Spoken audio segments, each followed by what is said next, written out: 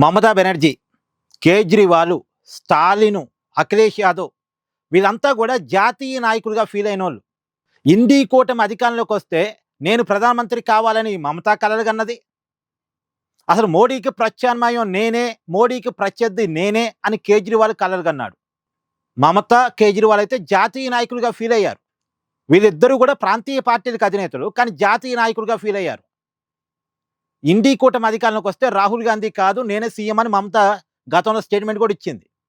మోడీని ఓడించడం రాహుల్ వల్ల కాదు నా వల్ల అవుతుందని మమతా స్టేట్మెంట్ ఇచ్చింది. అలాగే కేజ్రీవాల్ కూడా చాలా స్టేట్మెంట్ ఇచ్చారు.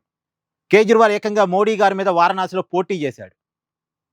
ఎందుకు పోటీ చేశాడు మోడీ గారి మీద అంటే, మోడీకి ప్రత్యర్థి నేనే, ప్రత్యామ్నాయం నేనే అని చెప్పుకోవడం కోసం. కానీ అలా వాళ్ళిద్దరి పరిస్థితి ఏంది? ఇప్పుడు లేటెస్ట్గా జరిగిన ఇండియా టుడే సీ ఓటర్ సర్వేలో అసలు వీళ్ళు ప్రధానమంత్రి రేసులో లేరు. రియాలిటీలో కూడా వీళ్ళ పొలిటికల్ ముఖ్య చిత్రం చూడండి. బెంగాల్లో తృణమూల్ కాంగ్రెస్ పార్టీ అధికారాన్ని కోల్పోయింది పక్కన పెడితే, సరే అధికారం ఒకసారి ఉంటుంది ఒకసారి ఉండదు, అది పక్కన పెడితే, ఇవాళ తృణమూల్ కాంగ్రెస్ పార్టీ అధ్యక్ష పదవి నుంచి మమతాని గెంటేశారు, నెట్టేశారు. సరే అది కూడా పక్కన పెడితే అసలు మమతా బెనర్జీ ఎమ్మెల్యేగా కూడా ఓడిపోయారు. కేజ్రీవాల్ కూడా అంతే. కేజ్రీవాల్ ఢిల్లీలో ఆమ్ ఆద్మీ పార్టీని స్థాపించాడు, అక్కడ అధికారాన్ని తెచ్చుకున్నాడు, అధికారాన్ని చూపించి పార్టీని విస్తరించుకున్నాడు. పంజాబ్లో కూడా అధికారాన్ని తెచ్చుకున్నాడు.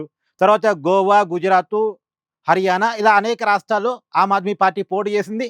ఎంతో కొంత ఓట్ బ్యాంకు, కొన్ని చోట్ల సీట్లు కూడా సంపాదించింది. అంటే ప్రాంతీయ పార్టీ కాస్త జాతీయ పార్టీగా ఆవిర్భవించే పరిస్థితి దాకా వెళ్ళింది. కానీ ఇప్పుడు రియాలిటీలో ఢిల్లీలో అధికారాన్ని కోల్పోయాడు, ఢిల్లీలో ఎమ్మెల్యేగా కూడా ఓడిపోయాడు. ఇప్పుడు పంజాబ్లో అధికారాన్ని కాపాడుకోవడం ఆ పార్టీ ముందున్న టాస్క్. పంజాబ్లో అధికారం కాపాడబడితే ఆమ్ ఆద్మీ పార్టీ బతికి బట్టగట్టగలిగింది, లేకపోతే లేదు.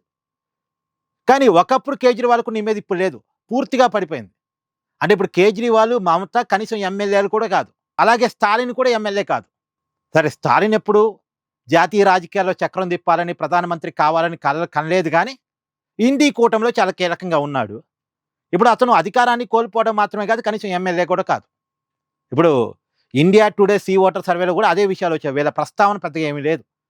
ఇంకా తమిళనాడు ముఖ్యమంత్రిగా ఉన్న విజయ్ ప్రధానమంత్రి రేసులో 9% ప్రజల మద్దతు ఉంది అతనికి. అతను మోడీ తర్వాత, రాహుల్ గాంధీ తర్వాత 3వ వరుసలో నిలబడ్డాడు.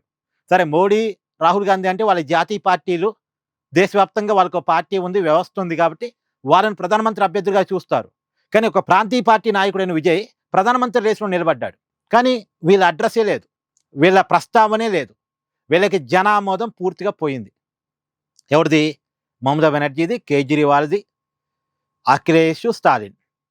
సరే అఖిలేష్కి మళ్ళీ ఏమైనా ఉత్తరప్రదేశ్ అసెంబ్లీలో గెలిస్తే వస్తేమో తెలియదు, కానీ వీళ్ళకైతే పోయింది. ప్రత్యేకించి మమతా బెనర్జీ, కేజ్రీవాల్కి పోయింది.